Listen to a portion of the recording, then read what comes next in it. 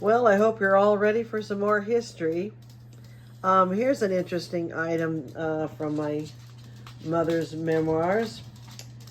It seems like they went to visit their grandpa in Hohenstein, and she was going to stay. My mom says, I stayed a few days with my cousin Gerda. Her sister Ava was not home, so we both slept together in one bed. I mentioned before that my cousin Gerda was so much wiser than I was, and I for sure found out that too. I awoke one night with a start.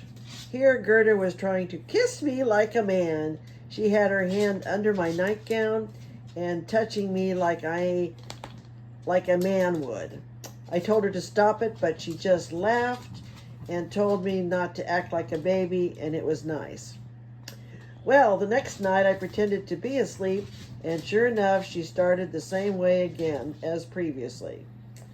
I held her hand and told her a firm no.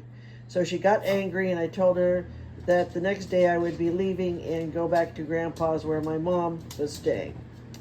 The next day I did leave all right. My cousin said if I would tell my mother, she would deny the whole thing. So when my mother asked why I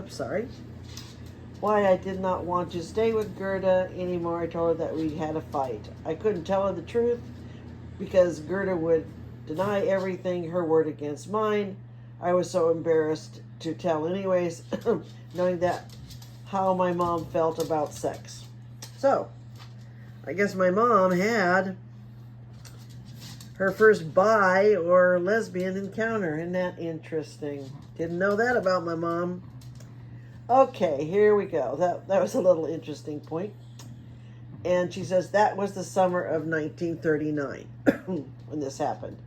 In the fall that same year, Hitler declared war with Poland, and so started World War II. It was a great shock for us ordinary Germans, a war that meant a lot of suffering, pain, and destruction. My father was drafted right from the first moment on, since he had been already flying in the First World War. As an observer, they needed him for the training. He had to report to an airfield on the outskirts of Berlin. With the start of the war came a lot of changes about too. The first thing we got were ration cards, and they were for everything. All the windows had to be darkened. No light was allowed to shine through. Cars were not to drive with their headlights on. They had to be taped with black paper and only a slit in the middle where the light could shine through. No more street lamps. Each apartment had to have at their door at all times a bucket of water and a bucket of sand. The air siren was practiced, and we were all shown our air raid shelter, which was in the next house. We would have to cross the yard to get there. The shelter did not look very secure. If a bomb would hit us, we would all be buried alive in it. We could see that no rosy times lay ahead for us. Poland, of course, was no match for the German troops and machinery.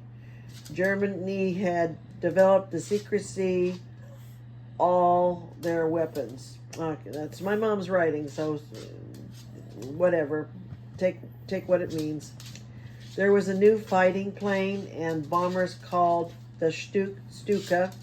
It plunged with a terrible howling sound down onto its target and thereby releasing its bombs. Those planes were very frightening. The pilots of those planes never lasted too long. So Poland was in no time overrun. Hitler did not like the Polish people very much. They had to suffer greatly under German occupation, especially the Jewish people. They felt the brunt of Hitler's hate. He had them all rounded up, put into concentration camps, and what happened in there we found out after the war. The after is underlined in her book. The terrible atrocities done to the Jewish people. Hitler did not like any of the Slavic descendants people. He only liked pure Nordic races. So there you go. For me, it was bad when I needed shoes. I had big feet, and children's size shoes wherefore I had the coupons did not fit anymore. My mother had to give me one of her coupons to buy shoes for me, but her coupon was for women adult shoes. That was horrible because they were all with a higher heel, and me with my skinny legs must have been a sight. Of course, my friends all laughed their heads off when they saw me wearing them. Boy, that was really great for my self-confidence. Soon they made my father first lieutenant, and they sent him to another air base, but also on the outskirts of Berlin. He was working in administration. He had a good job there and loved every minute of it. Every time when he came home, he brought us extra ration stamps and other goodies. Of course, all that was greatly appreciated by us. My mother liked it too, because often there would be parties at the officers' club. Greta often sent us extra bread coupons too. And Uncle Julius, my mother's older brother, got drafted to the field post office. Since he worked in the civilian life at the post office, he did send us sometimes big boxes with wonderful stuff like bacon and sausage and ham. So at the beginning we lived not too bad, but soon my father's good job was finished and his former office wanted him back.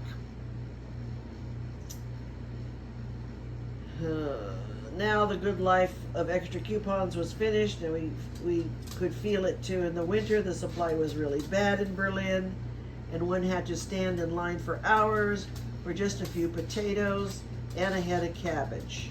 When I came home from school, I could smell already whatever one was cooking, and I lost my appetite. And that followed summer. We went to East Prussia, and they said it was a lot easier to get there. Remember, Grandpa lived there. So anyways, I will end this one here.